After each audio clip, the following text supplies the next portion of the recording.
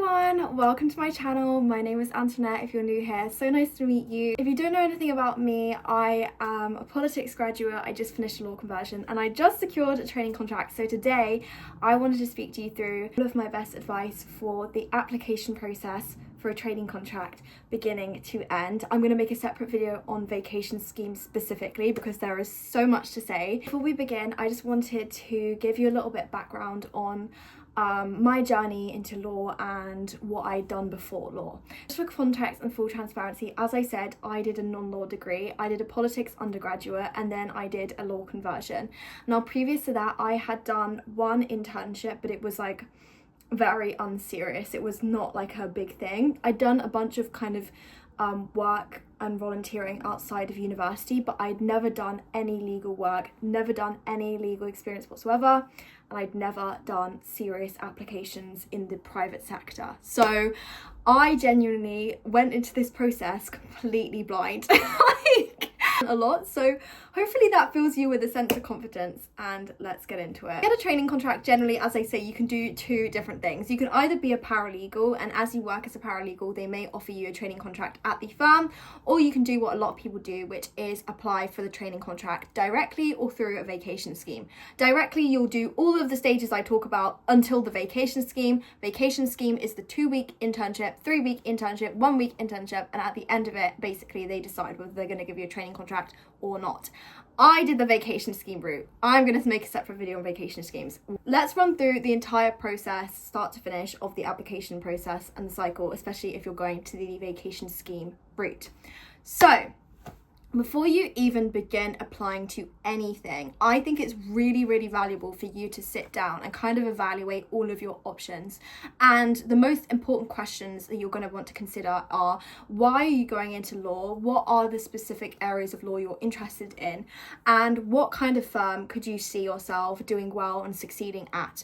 The reason why you want to ask yourself these questions is kind of twofold. The first thing is that it takes a very long time to complete these applications, and the application cycle, as I say, you're jumping through so many hoops. So you want to make sure that you're actually doing it in firms that you're invested in and you'd actually want to work at the end of the day. And that will come across in your motivation and the way you approach them. And second of all, these are questions that they're going to be continually asking you and evaluating you on for the entire application cycle, from the first written application to the final TC interview. You're going to be asked the question, why law, why this firm, and like why this area of law, so many different times. So at least having an understanding of why you want to do that is going to really help inform you on that journey. So the first thing that I would recommend doing is really sitting down and contemplating again, okay, so what is it about law that interests you? Are there any specific practice areas that you're really interested in? Are there any opportunities that you want to get involved in? And then what is the kind of firm culture or kind of firm you want to work at? Do you want to work at a big firm? Do you want to work at a firm that has a lot of international work? Do you want to work at a smaller firm, a boutique firm? Is there one specific area of law that you only want to work in, and if so, which firms cater to that? Really do your research into what you like, what you're interested in, and then you can make a list accordingly of all the firms that you would be interested to applying to in those terms. So I'll just quickly give you an example of myself. So I was interested in working at a big law firm in the UK, but one that had international opportunities because I love to travel and I hopefully would like to live outside of the UK one day. And so I knew that having a big international firm with international people would be very important to me. The second priority for me really was that they were going to have good specialist disputes departments, because for me that is my primary area of interest. I'm really interested in litigation, I'm interested in disputes, I'm interested in IP, so I wanted to apply to firms that had that interest. I also have a specific interest in fashion law, so I had a look at what firms do really well in fashion law and work with fashion clients, because that will be so exciting and so fun. And then finally I considered the kind of culture that I wanted. I knew that magic circle / American firm culture wouldn't necessarily fit or cater to me. I absolutely admire so many people who do this, and the work hard, play hard kind of culture, like that is amazing, and I love industry, and I feel like that encapsulates the environment. But for me, I'm just someone that I just can't do that. Okay, I have a sense that I can kind of be myself and have a little bit of downtime as well. Actually, my peace is very important to me. My nervous system is very important to me, and I want to work somewhere that I genuinely know that I'm going to really have a good time and I'm going to look forward to going into work every day. And I wasn't so sure that having such rigorous work and expectations and things like that was essentially going to be for me. I was like thinking about the kind of culture, the kind of firms I was going to be applying to, and I applied to firms that generally were known for having very good cultures. I made a list of firms that I wanted to apply to and their deadlines, and I made a little deadline checker, and that meant that every week I could go through and see what deadlines were upcoming and which firms I needed to apply to. And again, these were all firms that I genuinely was interested in applying to. Applications, I'm going to be brutally honest with you, they do take a lot of time, and I think it's important that they take a lot of time because I think the more effort you put in, it will be recognized like that. If you do an application within 10 minutes, I think, unless you're the best writer in the world, I think that will really come across. And I used to think to myself, there is literally no point in me like not taking time on this application because I'll know if I get rejected, that's the reason why. So what's the point? I might as well put some effort in. So the first stage of the application normally is a written application. This is where essentially either you have to write a cover letter, which is basically your statement of interest in the firm and why you think you'd fit, or it will be different questions. And these questions will ask you all about your motivations, why you want to apply, why law, again, those kind of questions. And you'll find as you go through them, so many of them ask similar-ish questions. So you can really start practicing doing that kind of thing. Now, when it comes to answering written applications, the structure that I usually used, well, there was two of them. The first structure I would use, and you will hear this a million times, is that STAR structure. This is for questions that ask you about what you would do in different situations or what you have done in different situations, and that's a good way of outlining the experiences you've had and how you've learned from them and what kind of skills they bring. So that's of course the situation, task, action, response, but then I would add on at the end why it fits the firm. So what about those things that I've learned or what about those skills that I've gained would help me in the firm, and then also how they fit into law. So it's like STAR, firm, law. And you kind of, it's a nice way of wrapping it up, being like, these are all the things I've learned, and this is what I know about your firm, and this is what I know about the role, and this is how I fit. And I always found the minute I started doing that, it really helped my answers a lot. If you could imagine, the way I contextualize it is, I feel like most people applying have gone to university, and you'll remember doing the UCAS personal statement. As you would have been told with the personal statement, they're reading hundreds and thousands of these a day. So if you can make one that stands out, that's really, really important, and one that's well structured makes it a lot easier for them as they're reading. If it's not a motivational kind of STAR style question, then my general advice is a PEE 3-point answer. So I would do so if it was like, why this firm, I would give 3 paragraphs as to why, and I again would link it back. So point, evidence, explain. The point is, okay, one reason why. I would give the evidence of what the firm has done.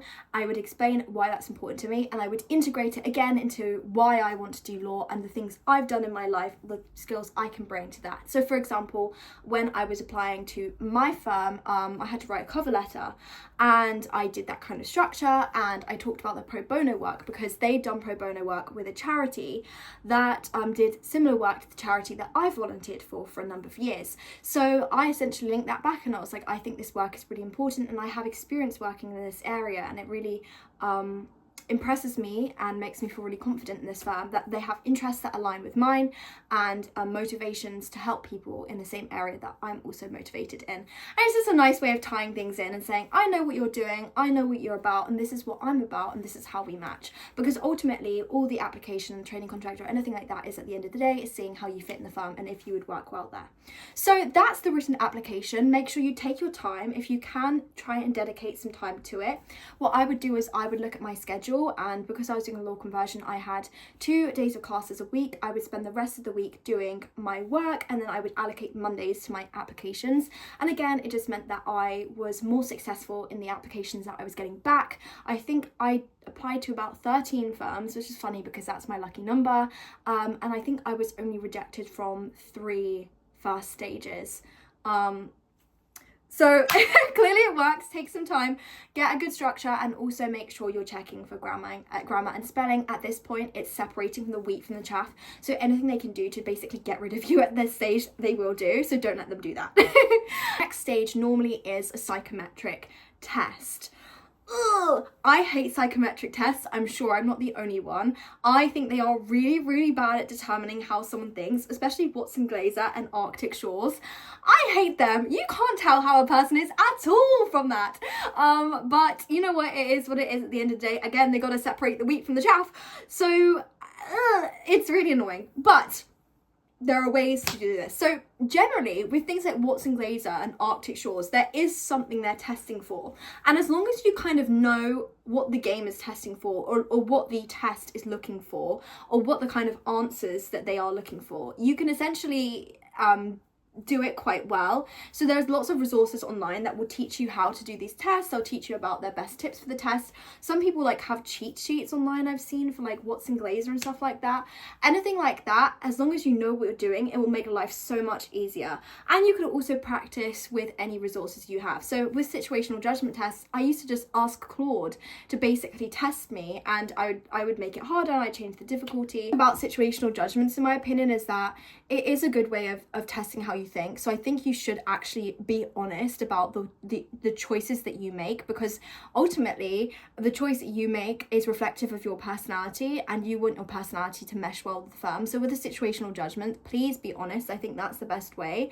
But with other tests that are kind of more ambiguous and you're not really sure what they're testing, just check in advance, see what it's looking at, see what it's looking for, and then it will help you understand the tests a lot more and make them a lot easier.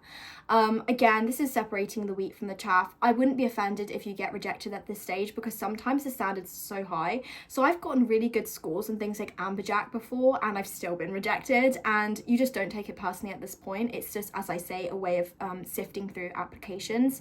But again, as long as you've prepared, you've practiced, and you kind of know what you're looking at, it will make life a lot easier and a lot less stressful. Part is my favorite parts. This is the assessment center and the video interview. So after you've done the psychometric test, most firms will then send you an invite for a video interview, and this will often be through the website called HireVue, although there's a lot of other platforms that do a similar thing.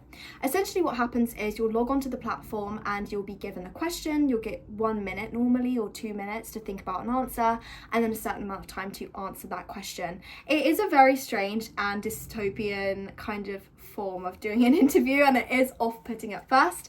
So there are a number of ways you can beat the system, and I actually really liked HireVue's at the end, which is a bit sadistic, but I'll explain to you why. So again, HireVue's is something that you can get really good at as long as you practice. And again, kind of like the written applications, the kind of questions that firms ask generally are very similar. As I say, I was able to get through quite a few first and second stages. So I did do a few HireVue's, and from the HireVue's I did, again, the kind of questions they asked were very similar. So you can kind of create a question bank trying to anticipate what kind of questions would be asked, and just really have a think about the answers that you would give. The most important thing when it comes to interviews and answering questions like that is, again, the structure. We have the tendency when we panic to go blah, blah, blah, blah, and all of the words come out and we're not actually giving a good answer. So you want to make sure that all of your points are coming across really well. So if you can practice in advance answering questions that you might see come up, so again, these why law, why this firm, what are the qualities of a trainee solicitor, blah, blah, blah, all of these questions, life can become a lot easier. And again, I use the same structures as I used for the written application, so the STAR method and also the 3 link back to me, link back to the firm. I would also recommend, just in advance, having a look at commercial awareness, so having a look what's happening in the world, what are the recent developments, what are things that are impacting the clients, because that was one question that I think I got asked the most out of all of the HireVue questions I did this year, was what is impacting our clients, or what do the clients need to know about. And another thing is AI. They ask a lot about AI. So as long as you can answer comprehensively on a question like that, you'll be completely fine. Again, practice speaking out loud, practice answering those questions, and practice timing yourself answering those questions, because again, you normally have a time limit and normally you can't repeat. Now, when it comes to actually doing the HireVue, make sure you send in for any exemptions you need beforehand. If you need extra time, send in for extra time, because sometimes they don't give you enough time. So for example, with one of my applications, I think it was from Mishkondareya, because it was like only a second stage and there was a HireVue at the end of the second stage, the thing they sent me, it said there was no timed. So I didn't realize that there would be a video interview question at the end, and so I didn't ask for an extension on time, and actually I didn't have enough time to answer the question. Now luckily I actually did progress through that stage, but it was a real stress for me. And going forward in the future, I just made sure that everyone I was emailing about gave me extra time, and oh my gosh, did it help. The firm I got a training contract with actually gave me so much time to answer, and there was the option to re-record, which was amazing. But most firms don't do that, so make sure you kind of make sure you have those adjustments in place before. So you've practiced doing your answers, you kind of know the kind of structure you're going to ask. What do you do when you've actually clicked on that question and you get the interview question up? The first thing that you really want to do is make sure you take the time to breathe beforehand. What I always like to do before any interview of any kind is you do a power pose and you listen to some motivating music. So my manifestation song is 4 Minutes by Madonna, and I just take my time to just kind of breathe. I like get in that position and I kind of hype myself up, and also view an interview as like a great way of speaking about yourself. I don't know about you guys, I love talking about myself, and it's an opportunity for me to sit there and tell you how great I am. Like, so view it in that way and you'll be completely fine. When you get the question, again, you have a certain amount of time to sit with that question. Again, best thing to do is take a deep breath, try not to panic, and really think about the answer you want to make. I would recommend having a piece of pen and paper in front of you and making a few points, maybe a few bullet points, and it's just going to be the roadmap of the kind of things you want to answer. So again, if that's my 3 structure, I'm going to make bullet points of 3 reasons, and then very quickly jot down my evidence that I'm going to be using and how I'm going to link it back and then to the firm. That means when I'm ready to answer, I can just very quickly refer to my paper if I need to. Try not to make it too scripted. You don't want to be scripted. You don't want to be pre-scripting this. It has to be natural. It has to be conversational. They want to see who you are, what your personality is like, but it means that if you kind of have a moment where you're like, you can just quickly look down at your notes, go, okay, I know what I was talking about, and go back to it. And that's a really good way of answering. You can do that in actual interviews as well. You can ask people to give you time to write, and you can ask people to give you time to think, and that's completely fine. But just having a roadmap for an answer can be really helpful, just providing that guidance and structure again. And the final thing you really want to be doing in a higher view is, again, making sure that personality shines through. Be friendly, be nice, well, be yourself. They want to see that. Again, they don't want to see someone just going, I like law because it's amazing and it's really fun. They don't want to see that. Like, you can't work with someone like that. They don't want to work with an AI. If they wanted to work with an AI, they just call up Claude. You know what I mean? They just call up Harvey. They don't want that. They want you to be yourself. So be friendly, be engaging, be nice. I know you're talking to a camera, it's difficult, but like try and be friendly. And again, you can like make eye contact with the camera as well. I try not to do it so much because I find it really weird just being like this the whole time. It feels kind of strange, but anything like that, it can be really, really useful just to show that personality shine through. So I make sure that I'm always smiling and happy in my higher views, even though I'm internally dying inside. Because I just think it really, really helps to just show, okay, this is a friendly face, this is someone I can work with, and that's really great. Next, assessment center. I really like assessment centers. Again, I'm weird, but I think it's a great way of getting to know people. It's a great way of making new friends. It's a great way of seeing what the firm is like. Sometimes you get to go in person, so you get to see what it looks like. And it's really fun. You get to test your brain. How many times a year do you get to have a kind of brain teaser like that and an interview with a partner? And then at the end, ask them any questions that you want. A partner from a top law firm in the world. And you get to ask them any question you want. Are you kidding me? Like, that's crazy. People have to pay for that advice. You're not paying, they're paying you. So assessment centers, you've got to, again, it's all about reframing it. It's all about framing it in a positive way, and things become much less scary when you say, hey, this is going to be fun. This is going to be exciting. I'm going to take something new from this. Okay, so assessment centers. I have done so many different tasks at this point. I've actually only done 2 assessment centers, and I was successful in both. So listen up. Okay. So the tasks that I've done case studies, I've done group exercises, I've done interviews, partner interviews. So here is my best advice for both of them, starting with case study. So the case study, normally what happens is it's kind of like, the best way to describe it, it's kind of a bit like role play. So essentially what happens is they give you some context or some information, and essentially normally what happens is you have to review that context or information, make a choice or evaluate it in some way, and then feed back that choice or evaluation to a partner who's then gonna argue the hell out of it with you.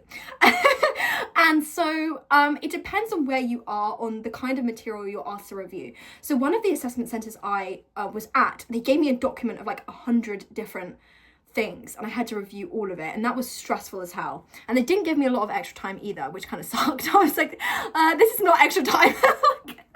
like this is not the extra time I'm used to. So other ones I've done, like it wasn't so much information. I just think it depends where it is. And then again, you want to come away and give an answer and argue it back. what I've learned from doing both those case studies, one I thought went really badly and one I think went really well, and that was because immediately the second one I did was the one, because I'd already done one before, I knew exactly what to do going forward to the future. So the best advice I have for a case study is make notes throughout, but make sure those notes are really comprehensible and readable.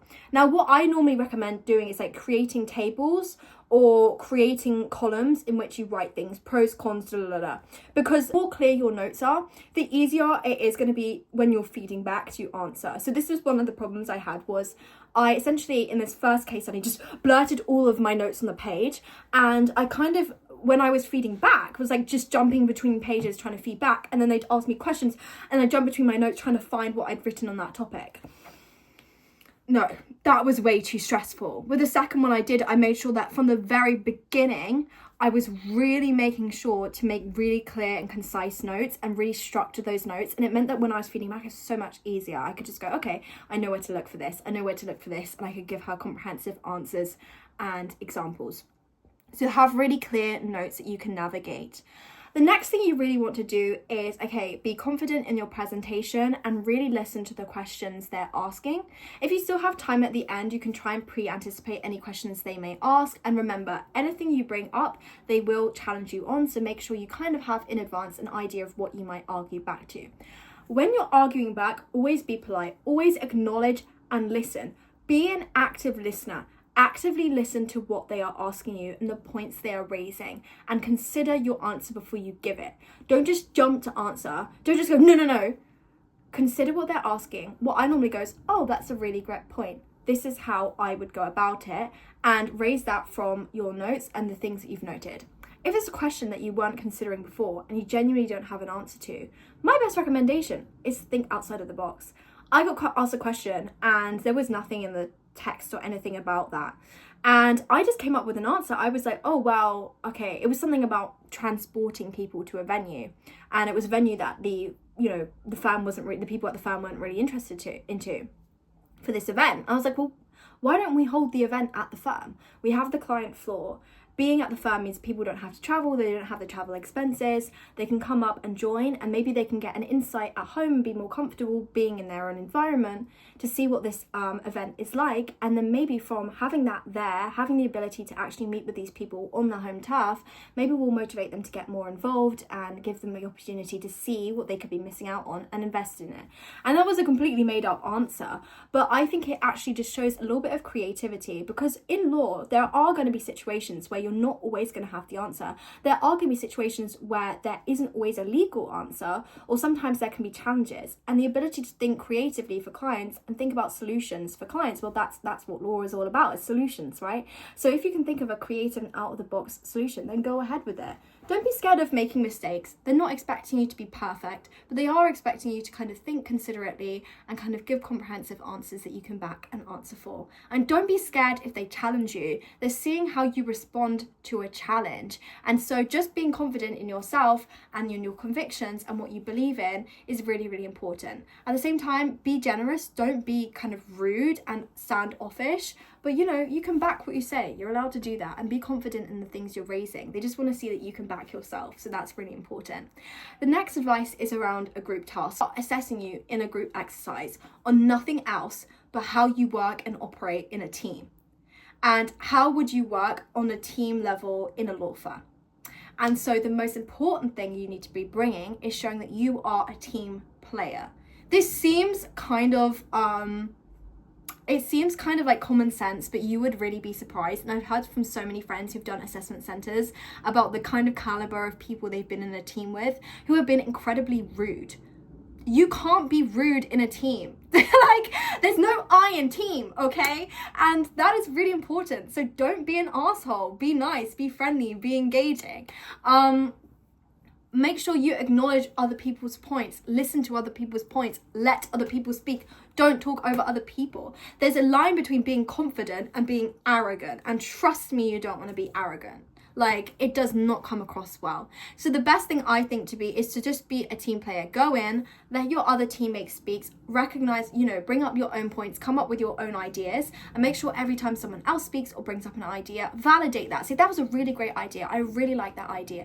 And actively listen. Again, it's that idea of actively listen. It's not just hearing someone and go, yeah. It's actually hear, oh yeah, that was a really great point. Let's integrate it in this way, or maybe add on to the point, or say, oh, we could also do this. That's an excellent idea. That's how teams work. That's how teams function, is you bounce off of each other. You're using each other's personalities, skills, expertise, knowledge, wisdom to bring a solution together. And you can only do that working together. So that's really, really important. The first thing to do. You can take on a role. You don't have to necessarily. I always say it's really good to be confident. So if anyone's kind of hesitant in I remember in the group exercise I did, there was an extra discussion point. And no one wanted to step up. So I was like, I'll do it. So if you can volunteer yourself and kind of try and do that, then do. But again, there's a line between being confident and arrogant. Most people, I think, know that. You just have to, back yourself again, be friendly, be confident, be nice, empower other people without literally stifling them. When it comes to anything like engaging with another team, again, it's that confidence, it's that active listening. When it comes to negotiation, it's about finding a resolution. It's not about overpowering. It's not about being the best person in the room. It's about listening, engaging, and working together, again, as a team. Make sure you're speaking, make sure you're making yourself visible, make sure you're bringing up points. Don't be silent, don't be sitting in the back, you're not a wallflower. But make sure you're engaging in a collaborative way. You need to be a team player in both the sense that you're not overpowering people, but at the same time you're actually contributing something. They need to be able to look and say, hey, this person's someone who gets along really well with people, who works well with people, who comes up with good ideas. That's the main thing. Again, you don't have to be perfect. You can make mistakes. I know that I definitely made mistakes in my group exercise. I came away kicking myself from it because I was like, I have made so many mistakes in that and I'm really worried, and I still got it. So don't worry about it. Finally is the partner interview. Again, it depends what kind of partners you have, and from so many friends who have had different partner experiences will tell you that they've had different experiences of interviews, and it really is just dependent on who you get and the strategy they go to. Everyone has a different interview strategy. Everyone has a different way of interviewing. You might get a good cop, bad cop. You might someone who answer loads of technical questions. There might be someone who asks you loads of situational judgment questions. You might have people who just ask you questions about your CV. You never know. So make sure ahead of the interview you have a clear idea of what you said in your application, what you said in your CV, and make sure everything you said in your CV was true. This is one thing a lot of people do, is that they lie on the CV, on the written application. They will ask you about it. And if you don't know what you're saying, I remember on my written application for my law firm that I had the training contract at, I wrote a lot about fashion law. And actually it was really interesting because I remember my final interview and they asked me about that. And I could answer very comprehensively because I knew a lot about the firm and their relationship with fashion law. But imagine if I just made it up. I would be sitting there like, I have no idea what to say. So make sure you really know, like, the back of your hand, the application you've made, and you can actually answer to it. Again, I don't really think it's so much about getting the perfect answer every time, but it's seeing how you answer and how you approach solutions. Try and think out loud if you can. They want to see the way that you think and the way you reason with things, and also, again, that confidence and friendliness. I think your personality can take you a long way. Simply walking in with a bright smile on your face, hi, lovely to meet you, greeting them, giving them a big handshake, being friendly, being nice. You can make small talk, ask them about themselves, ask them about their day, how's their day going, anything like that. It just helps make everyone feel a lot more comfortable, and it can make the interview really fun. I remember one of the interviews I had, I was literally laughing around with the interviewers. It was such a great time. They did challenge me, they did push me on things, but at the end of it, we could have a laugh and kind of really get along well. And those are really important values I think you need to have. And again, it just shows, the main thing they're asking you in an interview, again, a main thing they're evaluating is this someone I could work with? And is this someone I could work late into the night with? Is this a personality that I'll gel well with? And if the answer is yes, then you'll be completely fine.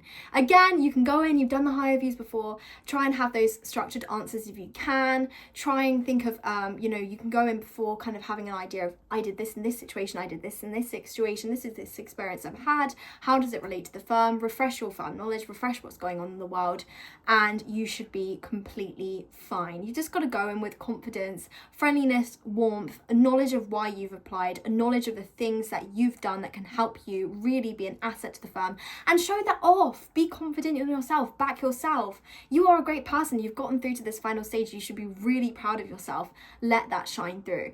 And the final thing I would really say is at the end, when they ask you to ask questions, ask questions.